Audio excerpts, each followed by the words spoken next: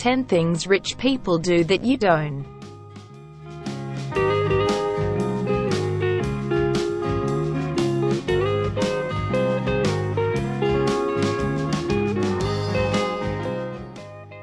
One of the strangest aspects of modern society is the number of people trying their utmost to appear wealthier than they are, even to their own detriment. This is fueled, in part, by insane amounts of cheap and easy credit being thrown around by banks under the direction of the central banks, and, to be completely honest, it is insanity when you step back from the hubbub of life and take an objective look at the behavior of actual rich people. You'll be surprised to find that more often than not they are not following those same patterns as those who are outwardly rich but inwardly poor. This list looks at 10 aspects of the life of the typical millionaire that go against our preconceived notions of wealth. It serves as both a guide to understanding the rich, and a guide to copying them in the best possible way, the way that can lead to your own future wealth. Number 10. Buy second-hand. Some things you can't or don't want to buy second-hand, things like underwear, food, and bedding. But when it comes to everything else, rich folk are the first in line to get a bargain by buying second-hand. Most significantly, rich people tend to not buy cars brand new, understanding the horrendous depreciation that occurs in the first few years of a new car, or if they do buy a new car, they tend to own it for at least 10 years, ensuring they get the full value out of it. Rich people love antiques, which are not always particularly expensive, and second-hand furniture. But most importantly, they love the value of buying second-hand. Every penny that is saved by buying and recovering a second-hand sofa versus a brand-new sofa can then be invested or saved for a purchase that helps secure your financial future. Number 9. Buy affordable property. Fundamentally, rich people pay cash for their homes or have at least a 15% deposit. And rich people tend to buy properties no more than 2.5 times their annual after-tax income. Rich people also tend to buy older pre-war homes, and it is very rare for the affluent to buy a brand new home or have a home built. This probably stems from the psychology of the rich, in which a high value is placed on quality, which was undoubtedly higher in the past, and not wanting to carry the initial depreciation of new goods. See item 10. It is not the truly affluent people buying McMansions and multi-million-dollar show homes. Those properties are for people with massive mortgages, massive egos, and massive financial problems.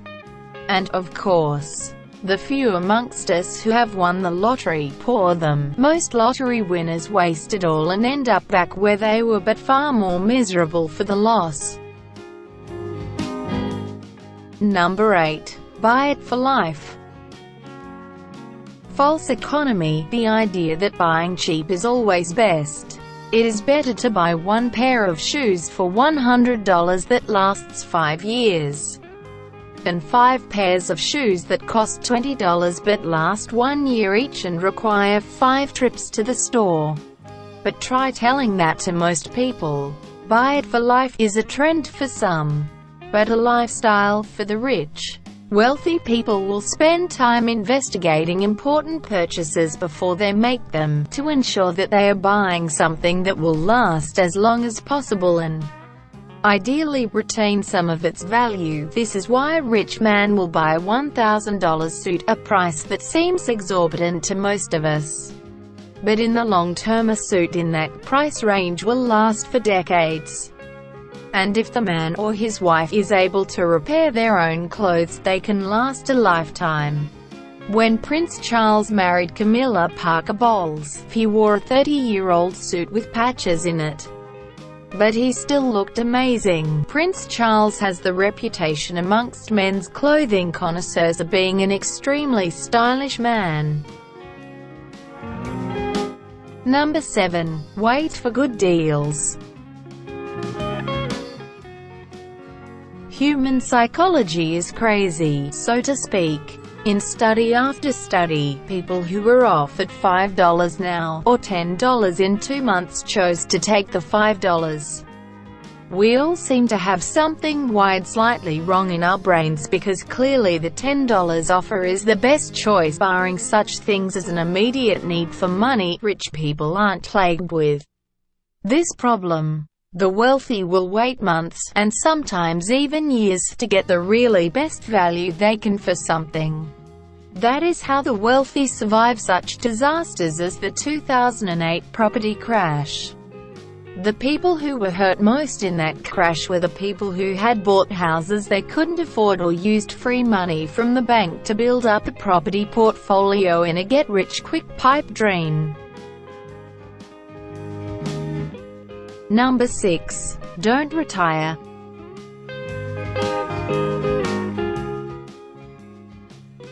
You can't get rich quick. Rich people spend their lifetimes building up their wealth by scrimping and saving, and following the other patterns described in this list. However, there is more of an incentive to not retire when you're rich. Most wealthy men own their own business, small or large. And when you are self-employed, you are far more motivated to keep working because you tend to be passionate about a business you own. This is compounded by the fact that the affluent tend to like to keep busy. And retirement can be a dreadful bore for a person like that. And let's face it, the whole concept of retirement is really a modern adjunct to the 9-to-5 working lives we are all educated to strive for. By looking forward to retiring, we can take some comfort in the drudgery of our daily toil for the financial benefit of others. Number 5. Be frugal. Frugality is not just financially sound, it is environmentally sound. When a person is extremely frugal, they tend to waste less. My grandmother kept every piece of string from every parcel she received, and every bag from shopping. She didn't do it because she was a crazed hoarder. She did it because she knew she would eventually have a use for those things, and when that time came, she wouldn't need to buy them. Being frugal can be hugely enjoyable, and the amount of money you can save just by being a little cautious with each expenditure can be astronomical. It is not for no good reason that the old adage arose, "A penny saved is a penny earned." Fun fact: the somewhat trite proverb, "A penny saved is a penny earned," was first recorded in 1633 in George Herbert's outlandish proverbs as "A penny spar'd is twice got." Less poetic perhaps, but certainly more to the point. Number 4. Use coupons.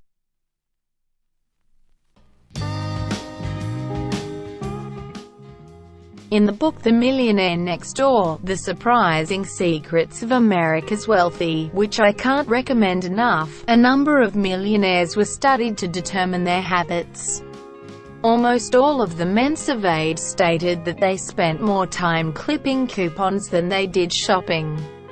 It was a very common feature of the rich that at least one of the partners in the relationship was extremely mindful of overspending. We may not all get to feature on the reality program Extreme Couponing, but we can definitely do our bit to get the best price for the things we actually need.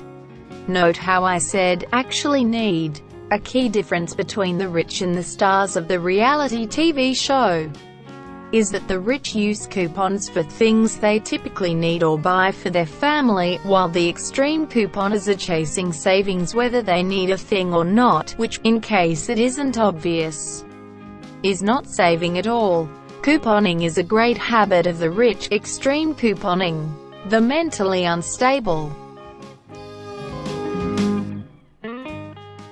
Number 3. Budget.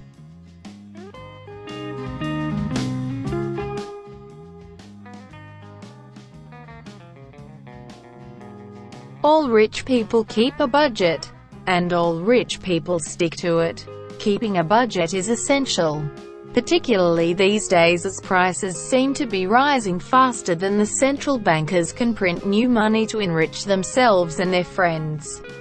The most important part of a budget is honesty. You must be honest with yourself up front and make sure you factor in every dime and dollar you spend. Rich people will pore over their budget for hours. Much like the old nursery rhyme King counting all his money in his counting house. This is necessary to ensure that diversions from the budget are accounted for. You could almost say that there is a correlation between how much time you spend on your budget and how wealthy you will get. Number 2. Invest in intangibles.